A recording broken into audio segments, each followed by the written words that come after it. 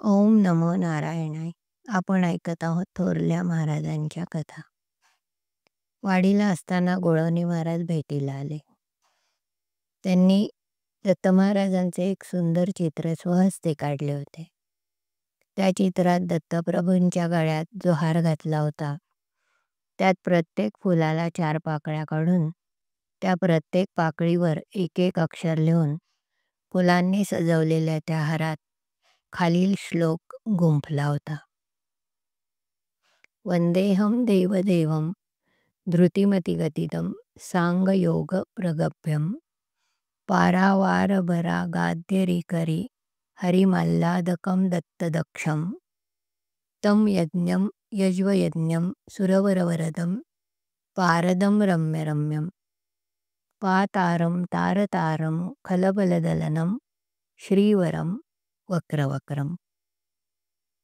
ते चित्र घेऊन ते वाडीला आले. त्यावेळी स्वामी महाराज ब्रह्मानंदांच्या मठात होते. स्वामींचे दुरूनच दर्शन होताच गोळवणे महाराजांचे भान हरपले. त्यांनी रस्त्यातच साष्टांग नमस्कार केला. क्षेत्रोपाध्याय स्वामींना म्हणाले, हे शंकररावांचे धाकटे बंधू आहेत. त्यांना आपली दीक्षा हवी आहे. तर त्यांच्याकडे साधा दृष्टिक्षेपही न टाकता महाराज म्हणाले, त्यांना विचारा लघवीला जाताना पाणी घेऊन जाता का? तर गोळवणे महाराज नाही म्हणाले.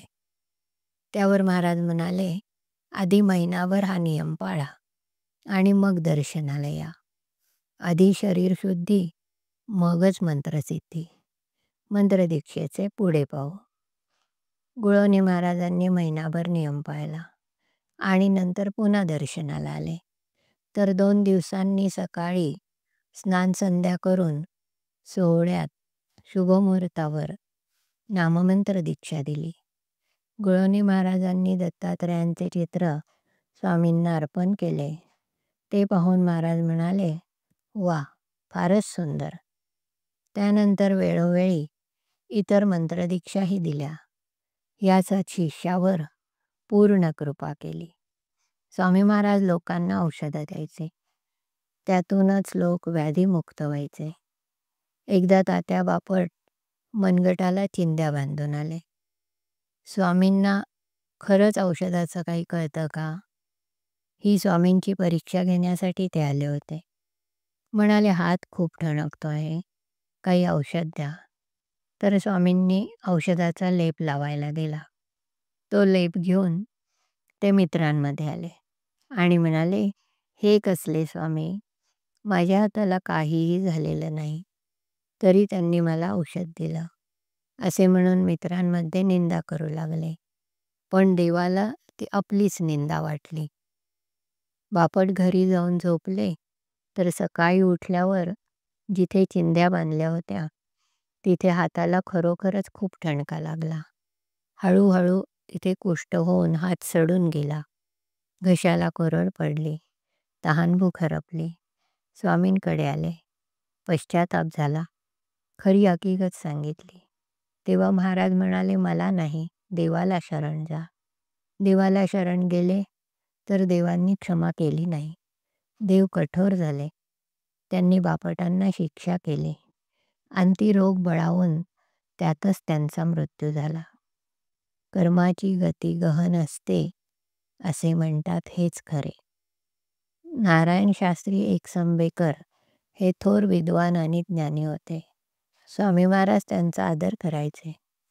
ते एकदा वाडीला आले तर महाराज व्याधिग्रस्तांना उपाय सांगत होते. तेव्हा नारायण शास्त्रींना विषाद वाटला. त्यांना वाटले, शास्त्र शिक्षणात वेळ घालवायचा तर हे मंत्रतंत्र कशा करता. त्यांनी महाराजांना तसे बोलूनही दाखवले.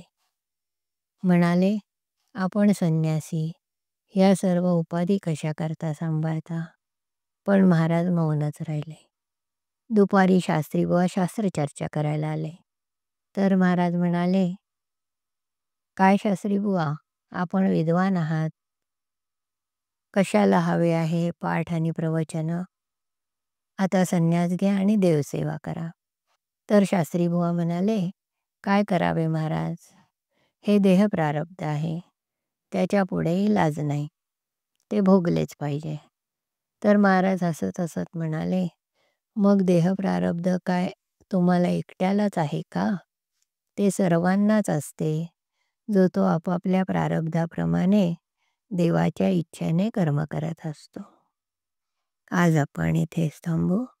अवधूत चिंतन श्री गुरुदेव दत्त. हरि ओम तत्सत.